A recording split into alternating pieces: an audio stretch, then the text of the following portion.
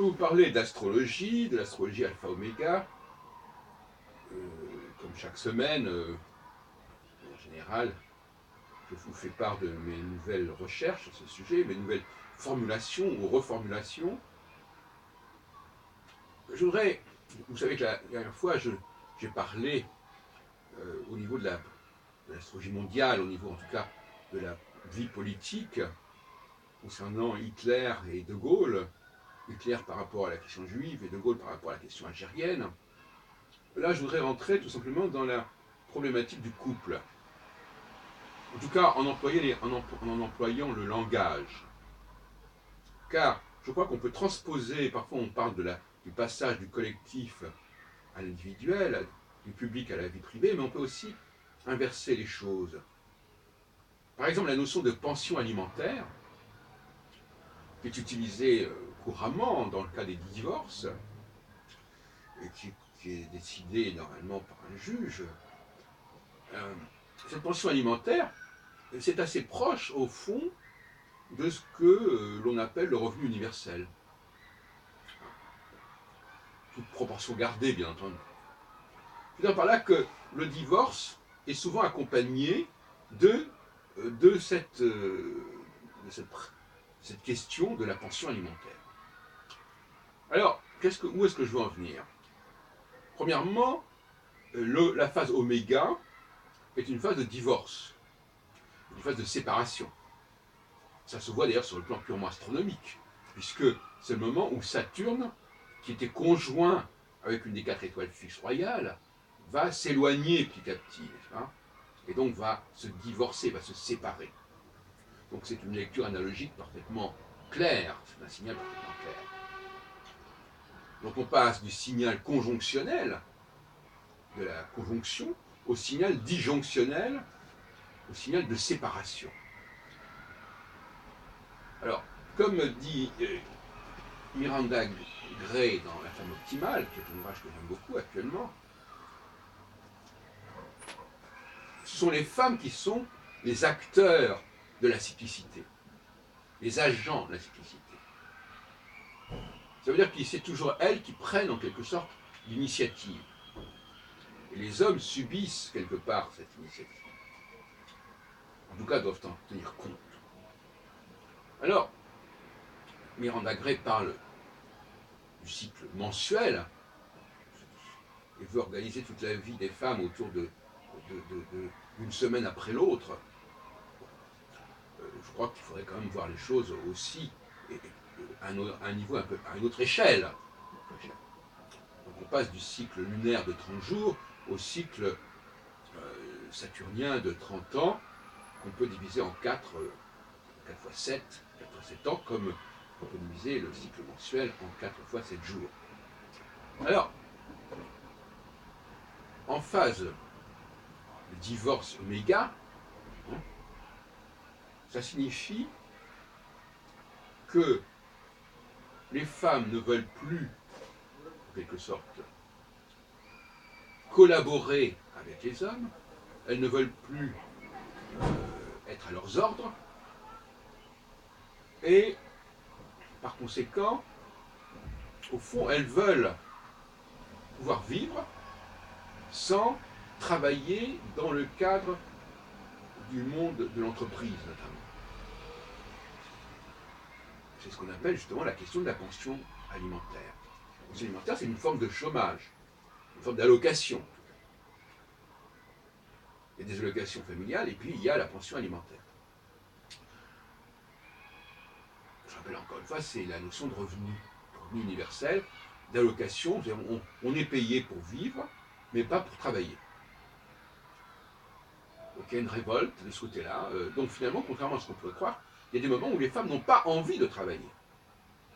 Elles ont envie de vivre leur vie et qu'on leur assure quelque part les moyens de vivre. En revanche, la phase conjonctionnelle, le signal conjonctionnel, les met dans un tout autre état d'esprit et les engage au contraire à vouloir intervenir dans la vie publique. Elles ne veulent plus laisser aux hommes le monopole de l'action, elles ne veulent pas les laisser entre eux, elles veulent interférer, elles veulent intervenir.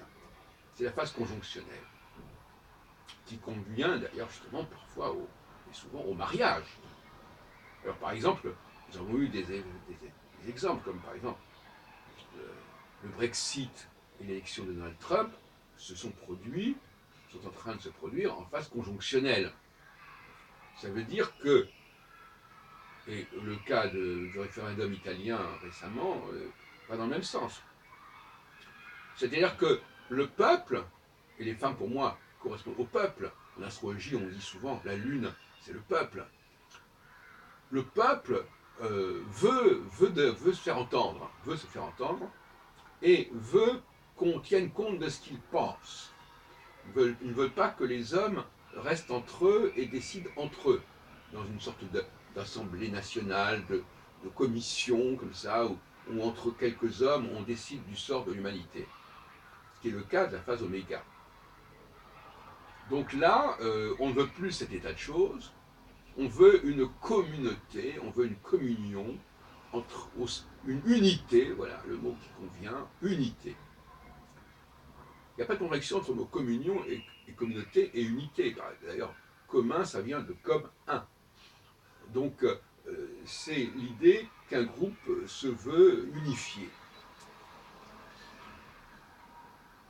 D'ailleurs, le mot États-Unis, le mot Royaume-Uni, le nom URSS, Union des Républiques Socialistes Soviétiques, tout ça, ce sont des concepts, des fantasmes unitaires. Donc, ne parlons pas de l'Union européenne, l'UE, ou l'Organisation des Nations Unies. Alors, donc, il y a cette notion d'unité qui n'est pas forcément à l'échelle de toute la planète, mais en tout cas, qui est à l'échelle d'un ensemble. Par exemple, un empire peut avoir une vision unitaire. Par-delà les différences, justement. L'unité ne fait sens que parce qu'il y a des différences. Donc, pour récapituler, la phase oméga, et vous pouvez l'appliquer dans la vie privée, comme dans la vie publique.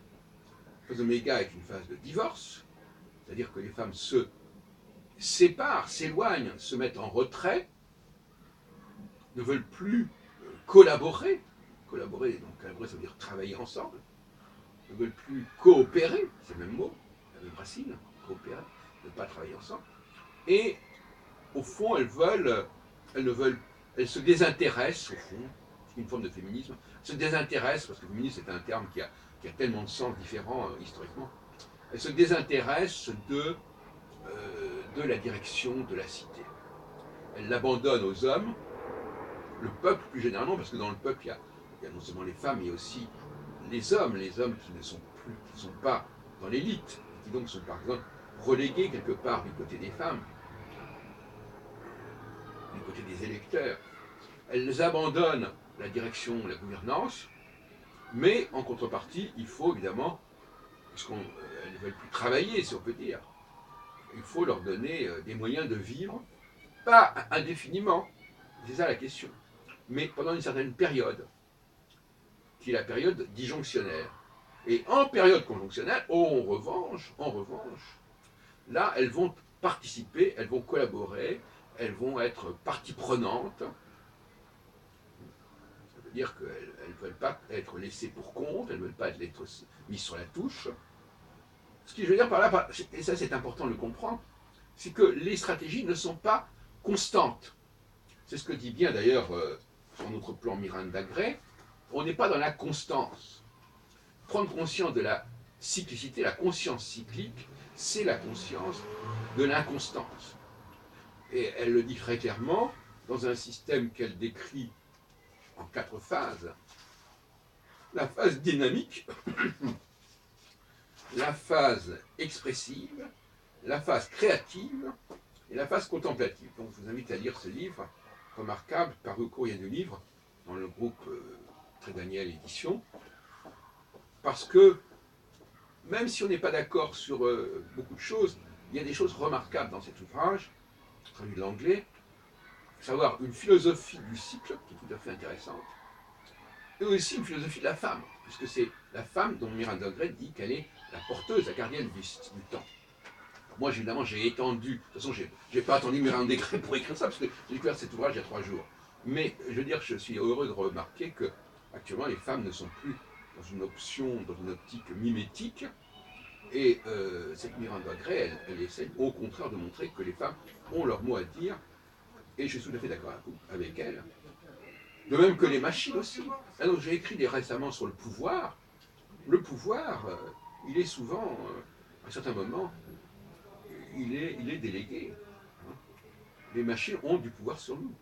Donc quand je dis que les femmes se rapprochent des machines, c'est pas forcément un défaut. Parce que les machines, elles ont quelque chose de mécanique, elles ont quelque chose de constant, elles ont quelque chose de régulier, de fiable, qui n'est pas forcément le cas, ce qui n'est pas forcément le cas des hommes. Qui, eux, justement, alors de toute façon, le grand tort des hommes, c'est justement de croire, mais de toute façon les femmes aussi, parce qu'elles adoptent un discours masculin, mais il faut, le XXIe siècle sera le siècle de la cyclicité, c'est une évidence. Et le siècle de la cyclicité, c'est aussi le siècle où on reconnaîtra que ce sont les femmes qui sont les agents de la cyclicité. Là, ce sont deux questions fondamentales qui sont maintenant liées dans le cadre de ce que j'appelle la sexocytologie. Le cycle est fondamental et les femmes sont les agents du cycle.